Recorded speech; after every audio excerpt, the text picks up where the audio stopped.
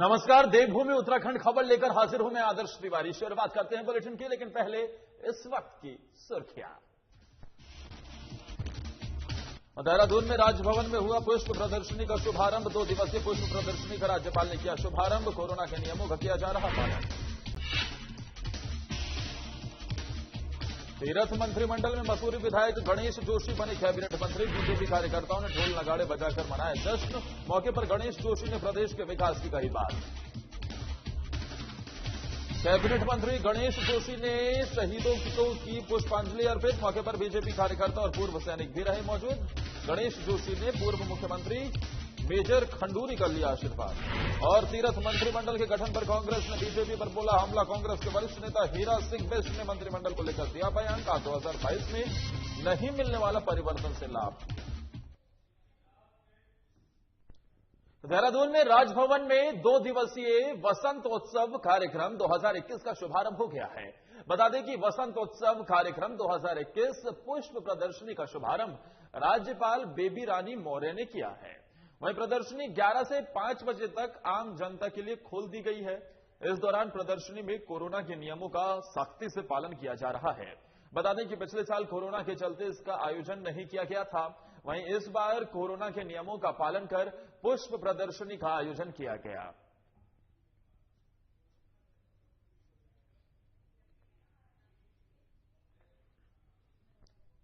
उधर देहरादून में कैबिनेट मंत्री गणेश जोशी ने गांधी पार्क स्थित शहीद स्मारक में अमर शहीदों को पुष्पांजलि अर्पित की है।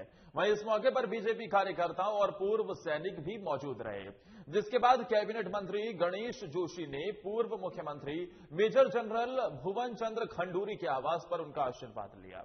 इस मौके पर कैबिनेट मंत्री गणेश जोशी ने कहा कि पार्टी ने मुझे कैबिनेट मंत्री का पद दिया है, इसके लिए मुख्यमंत्री तीरथ सिंह रावत का आभार जताता हूं। इस दौरान उन्होंने पार्टी को और मजबूत करने का संकल्प लिया है। कहा है कि मैं पार्टी को और मजबूत करने का काम करूंगा।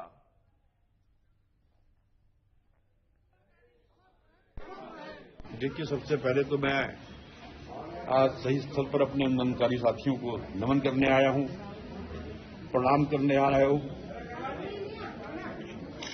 जो कि आंदोलन में मेरे साथ थे। जब मैं अंदर आ रहा था तो मुझे वो घटना याद आ गई।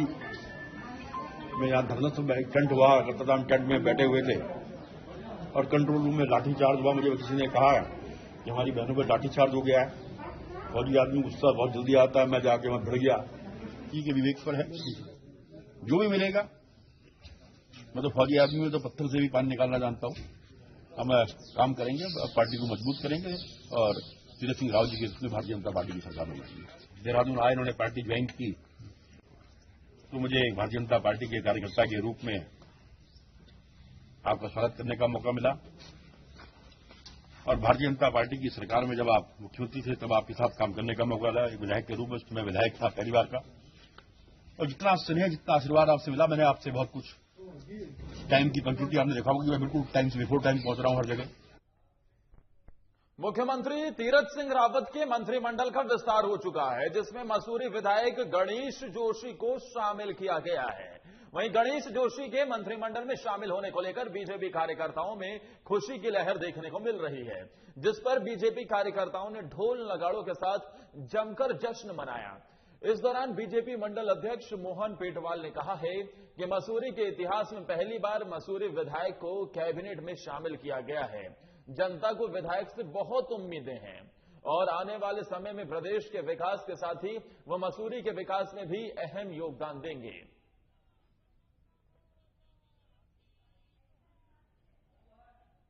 आज देखिए, निश्चित ही राष्ट्रीय नेतृत्व का, प्रदेश नेतृत्व का, संगठन का हम जो है आभार व्यक्त करना चाहते हैं कि पहली बार मसूरी से जो है किसी को जो है कैबिनेट मंत्री का दर्जा मिला। और निश्चित ही माननीय विधायक जी का जिस विधायक के रहते हुए जो कार्यकाल रहा है, जो उन्होंने विकास कार्य करे, उसमें गति मिलेगी और खाली मसूरी विधानसभा में नहीं, पूरे प्रदेश में जो है उनके कार्य से जो प्रगति मिलेगी। सबसे पहले मैं संगठन के शीर्ष नेतृत्व को धन्यवाद देना चाहूंगी, जिन्होंने माननीय विधायक जी को मंत्री का दर्जा दिया है। और जैसे आपको पता है, पूरे उत्तराखंड में मैं कह रही 70 विधानसभाओं में सबसे होनहार और जो लोकप्रिय विधायक हैं माननीय गणेश जोशी जी, तो उनको मंत्री पद का दर्जा मिला है। निश्चित ही मुझे पूरी उम्मीद है कि विकास की ओर हम जाएंगे। उत्तराखंड में तीर्थ मंत्रिमंडल के गठन पर कांग्रेस ने बीजेपी पर हमला बोला है। इस दौरान कांग्रेस के वरिष्ठ नेता हीरा सिंह बिष्ट ने कहा है कि तीर्थ मंत्रिमंडल में कुछ नया नहीं है और न ही इनसे कोई उम्मीद है। ज्यादातर मंत्री पिछली सरकार में भी मंत्री थे जिन्होंने जनता के हित में काम नहीं किया है। बीजेपी ने सिर्फ जनता का ध्यान भटकाने के लिए नेतृत्व परिवर्तन किया है, जिसका 2022 के विधानसभा चुनाव में बीजेपी को कोई लाभ नहीं मिलेगा। समझ चुके हैं, समय इनका आ गया, इन्हें पता बुरी तरह परास्त होना है 2022 के चुनाव में, इसलिए बदल करके लोगों का ध्यान हटाने मात्र का काम है। किसी प्रदेश को उपलब्धि इसकी कुछ नहीं। ठीक है, जनता समझ चुके हैं, समय इनका आ गया, इन्हें पता बुरी तरह परास्त होना है 2022 के चुनाव में, इसलिए बदल करके लोगों का ध्यान हटाने मात्र का काम है। किसी प्रदेश को उपलब्धि इसकी कुछ नहीं। ठीक है, जनता को इसका कोई लाभ नहीं मिलेगा, सिर्फ ध्यान भटकाने के लिए किया गया है। ये सीधे तौर पर निशाना साधा गया है कांग्रेस के वरिष्ठ नेता की तरफ से, और इस मौके पर उन्होंने साफ तौर पर कहा है कि सिर्फ और सिर्फ ध्यान भटकाने के लिए किया गया है। कांग्रेस के वरिष्ठ नेता हीरा सिंह बिष्ट निशाना साधते हुए नजर आए तीरथ सिंह रावत के ऊपर और इस नए मंत्रिमंडल को लेकर। और हमारे साथ इस खबर पर ज्यादा जानकारी के साथ हमारे ब्यूरो चीफ कमल शर्मा फोन लाइन पर जुड़ गए हैं। कमल जी, जिस चीज का हम अंदेशा लगा रहे थे वही अब होता हुआ भी नजर आ रहा है, लेकिन बीजेपी को भी कहीं ना कहीं इस बात का अंदेशा होगा कि अगर हम चुनाव के वक्त मुख्यमंत्री का चेहरा बदलते हैं तो विपक्ष को बैठे बिठाए एक मुद्दा बड़े पैमाने पर मिल जाएगा और इलेक्शन के टाइम पर बीजेपी को इसका खामियाजा भी भुगतना पड़ सकता था। तो क्या इसी स्थिति को डैमेज कंट्रोल करने के लिए लगभग 9 महीने 10 महीने पहले ही मुख्यमंत्री बदल दिए गए और नए मुख्यमंत्री को कुर्सी पर बिठा दिया गया कि जिससे कि अगर विपक्ष आवाज भी उठाता है, निशाना भी साधता है, तो 2-4 महीनों में ये आवाज कहीं ना कहीं शांत होती हुई भी नजर आएगी और फिर उसमें और हमें तलखी नजर आएगी भी नहीं। क्या इसी वजह को समझे? जी आदर, सबसे बड़ी बात है, बिल्कुल आपने सही कहा, अभी 8 से 10 महीने का समय है तो भारतीय जनता पार्टी ने चेहरा बदला है। उन्होंने यही बिल्कुल कहा है कि अगर कुछ होगा भी तो अभी 10 महीने का समय पड़ा, 1-2 महीने अगर हुआ भी तो इसी का विरोध विपक्षी पार्टी ने किया तो कहीं ना कहीं आने वाले टाइम में इसका सुखद कहीं ना कहीं हमें एहसास हो सकता है। तो इसी को लेकर भारतीय जनता पार्टी ने ये किया है। और वो लगातार अगर हम बात करें तो बिल्कुल बिल्कुल भी विपक्ष एकदम पूरा तरह मुखर हो रखा है। उसका यही कहना है, उसने कहा पूरी टीम जो है जो त्रिवेंद्र सिंह रावत के नेतृत्व में जब बनी थी वही है और अभी भी स्थिति वही है, सिर्फ चेहरा बदला गया मुखिया का। और साथ ही अगर हम बात करें तो प्रदेश अध्यक्ष को भी चेंज किया गया है। तो कहीं ना कहीं भारतीय जनता पार्टी ने तो कहीं ना कहीं अपने लिए सुगध स्थिति देखी गई है, कहां क्या हो सकता है। अगर हम करें तो विपक्ष को एक मौका जरूर मिल गया। उनका यही कहना है कि सिर्फ चेहरा चेंज होने से जनता का कोई असर नहीं पड़ेगा। उन्होंने कहा है कि इसका जो होगा नुकसान जो होगा 2022 में जरूर होगा। भारतीय जनता पार्टी को काफी नुकसान होने वाला है। चेहरा बदलने से कोई फर्क नहीं पड़ने वाला, इससे भाजपा को कोई लाभ नहीं होगा। लगातार जो विपक्ष है इस मुद्दे को लेकर लगातार गरमा रहा है और हम जगह जगह जाके हमला कर रहा है। बिल्कुल जाहिर तौर पर विपक्ष के दिग्गज नेताओं की तरफ से भी निशाना साधा जा रहा है। लेकिन कमल जी, जो मैं सवाल आपसे कर रहा था कि क्या बीजेपी डैमेज कंट्रोल की स्थिति को देखते हुए ही मुख्यमंत्री अभी बदले गए हैं कि अगर हम इलेक्शन के टाइम पर नए मुख्यमंत्री के चेहरे की घोषणा करेंगे तो उसका नुकसान उन्हें हो सकता था? बिल्कुल सही बात है। आदर्श अगर बात करें तो भारतीय जनता पार्टी ने जो मुखिया चेंज किया तो कहीं ना कहीं कुछ ऐसा जरूर हुआ होगा, तो उन्होंने तो हमारा डिसीजन लिया है। अब बात करें जो तीरथ सिंह रावत आए हैं, कहीं ना कहीं वो काफी परिवर्तन भी कर रहे हैं। कल ही अगर बात करें तो एक मीटिंग हुई थी कैबिनेट की, उन्होंने 2 डिसीजन लिए आते ही। और तो उन्होंने कहा कि जितने भी जब कोरोना काल के टाइम जितने भी आपदा के कोरोना काल जितने भी मुकदमे लोगों पे लगे वो सारे वापस लेने की घोषणा करी है। तो उन्होंने ये किया है। साथ ही एक निर्णय और उन्होंने चेंज किया है, जो मकानों के जो मानचित्र बनाने में कई चीजें आती थी अब उन्होंने उसको भी खत्म कर दिया। उन्होंने कहा जो 2016 से पहले की जो व्यवस्था है वो लागू रहेगी।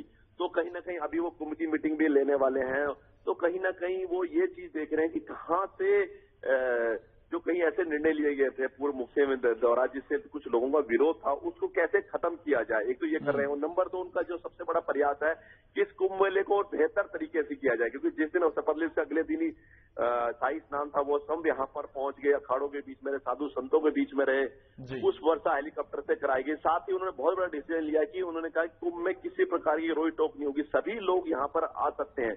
जो पहले पाबंदियां लगाई गई थी, नहीं ये टेस्ट होगा वो होगा, नहीं लोग आएंगे नहीं आ रहे, पर इन्होंने इसको ओपन कर दिया, कोई भी कुंभ स्नान में आ सकता है और सभी का स्वागत है।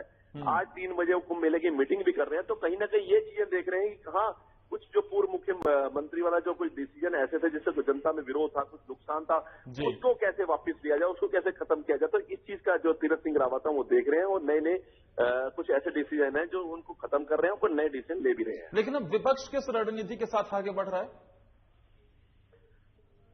आदर्श बिल्कुल सही बात करें, विपक्ष का यही कहना है कि इतना डैमेज हो चुका है कि अब इतने कम समय में भारतीय जनता पार्टी इसको कवर नहीं कर सकती। उनका यही नुकसान, उनका यही कहना है। उन्होंने कहा सिर्फ मुखिया चेंज किया गया है, मुखिया चेंज से कोई फर्क नहीं पड़ता।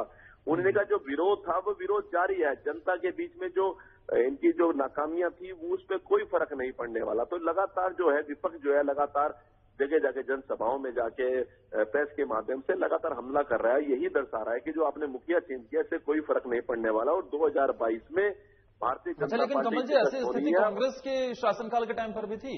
हरीश रावत बहुत ज्यादा लंबे अंतराल तक मुख्यमंत्री नहीं बने थे, वो भी बदलाव के बाद ही बने थे। बिल्कुल सही बात है आदर्श। अगर सबसे बड़ी बात है हरीश रावत की, तो वहां विजय बहुगुणा उस टाइम मुख्यमंत्री थे, लेकिन बाद में उनको हटाकर हरीश रावत को बुलाया गया। लेकिन हरीश रावत के समय कहीं ऐसी कोर्ट के मामले आए थे, कहीं ऐसे पीछे तो फिर हाई कोर्ट में लोग गए थे, दोबारा बहाल हुई थी सरकार। पर उसके बाद सबसे बड़ी बात है, पर वहां उस टाइम एक ये हुआ, कुछ इनके ऐसे डिसीजन थे, कुछ ऐसे काम थे जिस कारण काफी कांग्रेस के विधायक और मंत्री छोड़ के भारतीय जनता पार्टी में चले गए थे। तो उसका नुकसान कहीं ना कहीं जब चुनाव आए 2017 में, तो हरीश रावत को चुकाना पड़ा, और कांग्रेस की सिर्फ 11 सीटें रही। स्वयं हरीश रावत दोनों जगह से हार गए, दोनों जगह से हार गए। तो ये स्थिति बनी थी। लेकिन अब बीजेपी में अभी ऐसी कोई स्थिति नहीं है कि कोई मंत्री या कोई विधायक कोई छोड़ के भाग रहा है। बाकी अभी समय बहुत है, 7, 8, 10 महीने, क्या कुछ होता है। आम आदमी भी लगातार दस्तक दे रही है कि हमारे पाले में भी कई विधायक या मंत्री आ सकते हैं, देखना क्या होता है।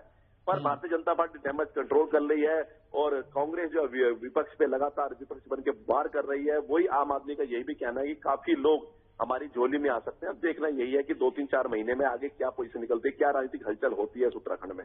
कमल जी, लेकिन इस चीज को अगर हम देखें तो इसे कैसे समझें कि उत्तराखंड में एनडी तिवारी को अगर छोड़ दिया जाए तो अब तक किसी भी मुख्यमंत्री का कार्यकाल पूरे 5 साल हुआ नहीं है। तो ये तो एक राज्य की स्थिति के लिए भी एक बड़ा सवाल है कि आखिर सरकारें 5 साल चल क्यों नहीं पाती हैं, और ऐसे में जनता का विकास कहीं ना कहीं फिर पीछे होते हुए भी नजर आता है। आदर्श जी बिल्कुल सही बात। अगर हम बात करें तो ये 10वें मुख्यमंत्री बने हैं। अगर हम कहें तीरथ सिंह रावत 10वें मुख्यमंत्री राज्य के बने हैं, तो बिल्कुल सही बात है। फिर जो अगर हम कहें जो फर्स्ट टाइम यहाँ पर चुनाव हुए थे, उसके बाद यहाँ पर जो नरेंद्र तिवारी कांग्रेस के सरकार में मुख्यमंत्री बने थे, उन्होंने पूरा 5 साल यहाँ पर समय बिताया, और उसके बाद जैसे जैसे अन्य चाहे भाजपा की सरकार चाहे कांग्रेस की सरकार है, लगातार मुख्यमंत्री को परिवर्तन, मुख्यमंत्री का चेहरा बदलने की हमेशा रही। अब जबकि हम बात कर रहे थे 57 सीटें भारतीय जनता पार्टी की हैं। अगर हम बात करें पिछले साल 2 साल से लगातार कई बार होता मुखिया चेंज हुआ होगा, लेकिन नहीं हुआ। लेकिन अब 57 सीटें होने के बावजूद भी अंत में अगर हम कहें तो 10 महीने बाद भारतीय जनता पार्टी को फिर मुखिया का चेहरा चेंज करना पड़ा। तो कहीं ना कहीं अब यही स्थिति है कि अगर 57 सीटें आपकी आ चुकी हैं, तब भी अगर मुखिया चेंज करना पड़ेगा तो कैसे होगा। तो यही एक सबसे बड़ी बात है कि नरेंद्र तिवारी, मैं समझना चाहूंगा कमल जी, मैं समझना चाहूंगा कि हमारे दर्शकों को भी जरा समझाइए, क्योंकि आप लंबे अरसे से उत्तराखंड की राजनीति को कवर कर रहे हैं, देख रहे हैं, समझ रहे हैं, पहचान रहे हैं।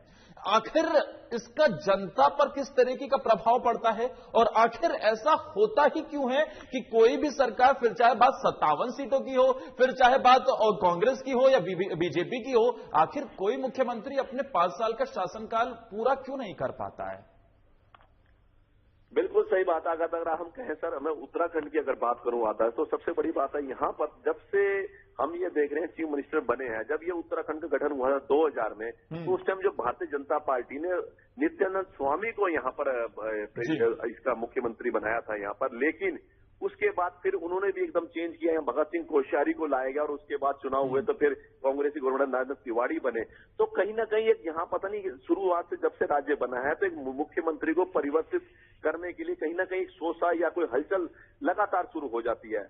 तो नानक तिवारी के टाइम पे हुई थी, पर वहां कांग्रेस ने नहीं किया, क्योंकि नानक तिवारी एक भारी भरकम नेता थे, कहीं ना कहीं सब एडजस्टमेंटिंग कर लेते थे और बहुत, अगर देखा जाए तो उनके टाइम का विकास जो किया हुआ आज ही उत्तराखंड में उसका आगे अगर हम फसल काट रहे हैं देखा जाए तो। उसके बाद जितने भी हम सीएम आए लगातार परिवर्तन होते रहे, चाहे भाजपा है चाहे कांग्रेस है, लगातार ये चीजें ले, तो कहीं ना कहीं इससे जनता पे असर जुड़ जाता है। क्योंकि सबसे बड़ी बात यही बात जाती है कि जब यहाँ पर बनता है तो लोग यही सोचते हैं कि ये 5 साल पूरा रहेगा नहीं रहेगा, क्योंकि आज तक का इतिहास ही नहीं है, सिर्फ नानक तिवारी 5%, तो इसका असर जरूर पड़ता है। और कहीं ना कहीं जब हम बात करें तो बनता है या नए पार्टी का मुख्यमंत्री बनता है, तो ये चर्चाएं लगातार चलती। जब त्रिवेंद्र सिंह रावत बने तो साल में शुरू हो गई, फिर अगले 6 महीने बाद शुरू, तो 3, 4, 5 बार जरूर चर्चा होगी आज मुख्यमंत्री चेंज हो गया, पर रुक गया।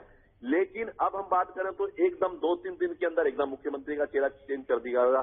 तो भाजपा को जो भी भाजपा ने डिसीजन लिया, किस चीज को देख के लिया, अब देखना है कि उसका कितना लाभ मिलता है या कितना नुकसान होता है, ये 2022 के चुनाव में ही पता चलेगा। कमल जी, बहुत जल्दी से मैं ये चाहूंगा, ये बताइए जरा, क्या राज्य की अर्थव्यवस्था पर, राज्य के विकास पर इसका असर पड़ता है?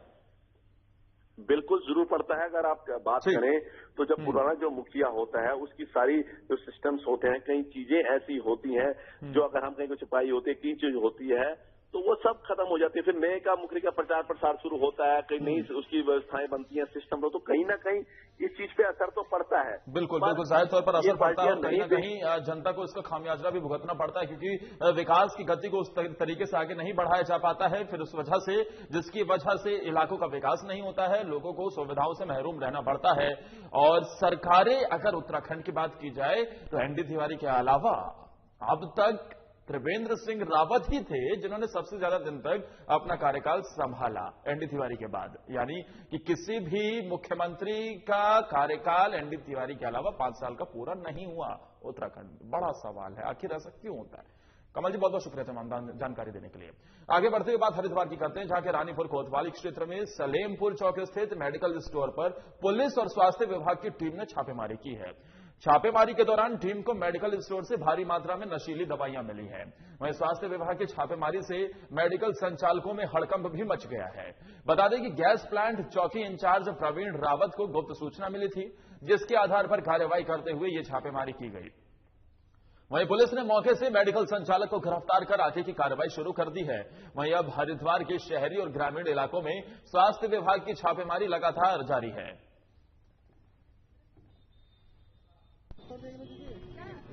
सलेमपुर एरिया से लगातार मुझे शिकायतें मिलती रही हैं कि यहाँ पे जो है साइकोट्रोपिक ड्रग्स का बहुत मिसयूज हो रहा है। आज पुलिस द्वारा मुझे इन्फॉर्म किया गया कि वंश मेडिकोज पे कुछ इस तरीके की शिकायतें आ रही हैं, तो मेरे द्वारा मौके पर आके निरीक्षण किया गया है। यहाँ पर मुझे कुछ अनारक्स दवाइयाँ, साइकोट्रोपिक यानी कि अनारक्स दवाइयाँ मुझे मिली हुई हैं, जिसका कि मेडिकल स्टोर के पास कोई भी लेन देन यानी कि क्रय विक्रय का कोई रिकॉर्ड नहीं है और फार्मासिस्ट भी नहीं है यहाँ पर। और ये एक बड़ी लापरवाही है जो कि हमारे युवा जनरेशन को बर्बाद कर रही है। भगवानपुर पुलिस एक बार फिर सुर्खियों में है। भगवानपुर पुलिस ने थाना अध्यक्ष पीडी भट्ट के नेतृत्व में कई जगहों पर छापेमारी की है। वहीं छापेमारी के दौरान चोरी की 17 बाइक बरामद की गई है। साथ ही पुलिस ने आरोपियों को भी गिरफ्तार किया है। बता दें कि एक सप्ताह के अंदर भगवानपुर पुलिस ने दूसरी बार अंतर्राज्यीय गिरोह का पर्दाफाश किया है। वहीं इस दौरान एसएसपी ने बताया कि वाहन चोर गिरोह के 3 मास्टरमाइंड आरोपी गिरफ्तार किए गए हैं, जिनके पास से 16 बाइक और 1 स्कूटी बरामद की गई। साथ ही आरोपियों का आपराधिक इतिहास भी खंगाला जा रहा है। बता दें कि आरोपी उत्तराखंड, उत्तर प्रदेश और हरियाणा में घटना को अंजाम देते थे।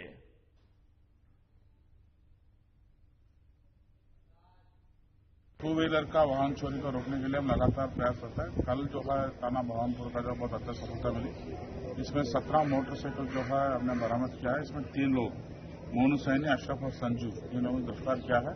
इनसे 17 मोटरसाइकिल हमने रिकवर किया है। इसका 13 मोटरसाइकिल जो मोहतमा का लिखित है, बाकी इसके बारे में हम जानकारी कर रहे हैं और इन तीनों को गिरफ्तार करके माननीय न्यायालय को रिमांड के लिए भेज रहे हैं। और इस टीम को मेरे द्वारा 10,000 का इनाम घोषित कर दी गई है और इसमें जो लिप्त मुलजिम है इनका विरुद्ध गैंगस्टर का कार्रवाई भी किया जाएगा।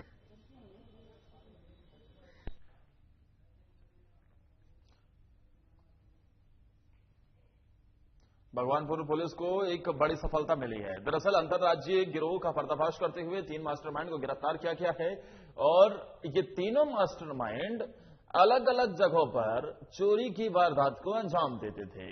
इनके पास से कई मोटरसाइकिल भी बरामद की गई हैं और भगवानपुर पुलिस इसे बड़ी सफलता के तौर पर देख रही है, क्योंकि लंबे समय से इनकी तलाश थी। देखिए जरा कितनी मोटरसाइकिल इनसे बरामद की गई है, और ये एक जगह की बात नहीं है, अलग अलग जगहों से इस वारदात को अंजाम देते थे। इस अंतर्राज्यीय गिरोह का भंडाफोड़ किया गया है, गिरफ्तारी हुई है। और क्या ये गिरोह और बड़ा हो सकता है? क्या इसमें कुछ और लोगों की गिरफ्तारी हो सकती है? यह भी एक बड़ा सवाल है जिसकी तफ्तीश पुलिस लगातार कर रही है। लेकिन ये 3 अंतर्राज्यीय चोर जिनकी गिरफ्तारी हुई है।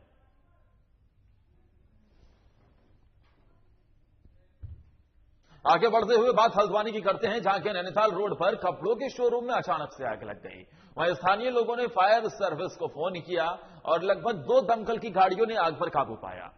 वहीं दुकान के मालिक का कहना है कि लगभग लाखों का माल दुकान के अंदर जल चुका है। शॉर्ट सर्किट के कारण दुकान में आग लग गई। फायर अध्यक्ष का कहना है कि मौके पर दमकल की गाड़ियों ने आकर आग पर काबू पा लिया और आसपास की दुकानों में कोई भी नुकसान नहीं हुआ है। वहीं मौके पर स्थानीय पुलिस ने लोगों को आग से दूर जाने को लिए कहा और आग से दूर भी भगाया, जिसकी वजह से उन्हें किसी भी प्रकार की परेशानी का सामना न करना पड़े, कोई भी व्यक्ति इसमें हताहत ना हो। और इसी के चलते फायर ब्रिगेड ने मौके से सभी लोगों को सुरक्षित बाहर निकाला और उन्हें दूर रहने के लिए कहा गया। शॉर्ट सर्किट बताया जा रहा है यहाँ, और आग पे काबू पा लिया गया है। आग पे पूर्ण रूप से काबू पा लिया गया है। कितनी गाड़ी आई है दमकल की? गाड़ी एक ही आई है। कितने बजे की घटना बताई जा रही है? ये अभी थोड़ी देर पहले की घटना है। क्या आसपास में कोई आग फैली है इसकी वजह से? नहीं, इसके आसपास आग फैली थी, उसको भी कवर कर लिया गया है।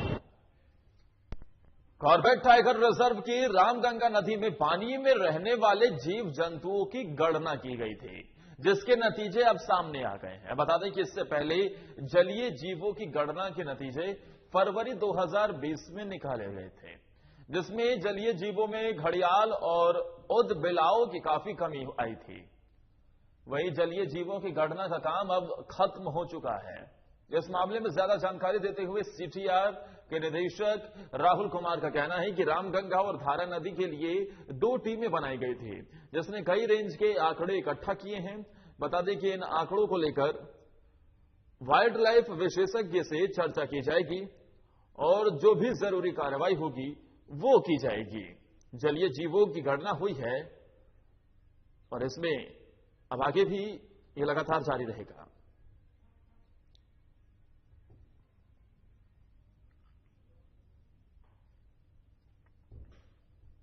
जलीय जीवों की गणना समाप्त हो गई है और अब ऐसे में क्योंकि लगातार हम देख रहे हैं कि जीव जंतु किस तरीके से एंडेंजर्ड स्पीशीज में शामिल होते जा रहे हैं, यानी कि विलुप्त होने की कगार पर पहुंच रहे हैं। ऐसे में इन्हें बचाना बेहद जरूरी है और इसी दिशा में गणना करना भी बेहद जरूरी है। देखिए, कॉर्बेट टाइगर रिजर्व में बाघों की संख्या जो है वो लगभग 252 है, जो फेज 4 मॉनिटरिंग हुई है लास्ट ईयर। जो बाघों की संख्या है उसके हिसाब से जो हर्बीवोर्स पॉपुलेशन है वो भी यहाँ पे सफिशिएंट है, और यही कारण है कि यहाँ पर बाघों की संख्या लगातार बढ़ रही है और बाघों का जो है लगातार मूवमेंट कॉर्बेट और आसपास के फॉरेस्ट डिवीजन में होता है। उधर रामनगर में घरजिया मार्ग पर कैंटर और स्कूटी का हादसा हुआ है। वहीं स्कूटी पर सवार एक महिला की दर्दनाक मौत हो गई, जबकि युवक गंभीर रूप से घायल है। घटना के बाद मृतका के परिजनों में कोहराम मच गया है। वहीं बताया जा रहा है कि स्कूटी सवार सुमित जोशी की उम्र 23 साल है। घटना के बाद पुलिस ने कैंटर चालक को हिरासत में ले लिया है। कोतवाली के एएसआई हरेंद्र सिंह नेगी ने बताया है कि मृतका के शव का पंचनामा बनने की कार्रवाई की जा रही है और मामले में परिजनों की ओर से शिकायत मिलने के बाद कार्रवाई की जाएगी।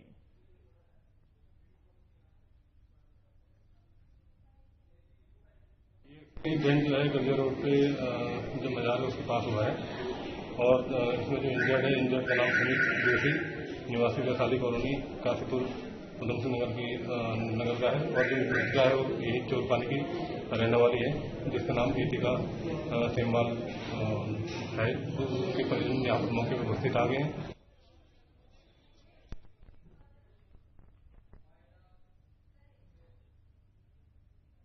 और इसी के साथ इस बुलेटिन में फिलहाल के लिए इतना ही। लगातार खबरों के लिए आप बने रहिए साधना प्लस के साथ।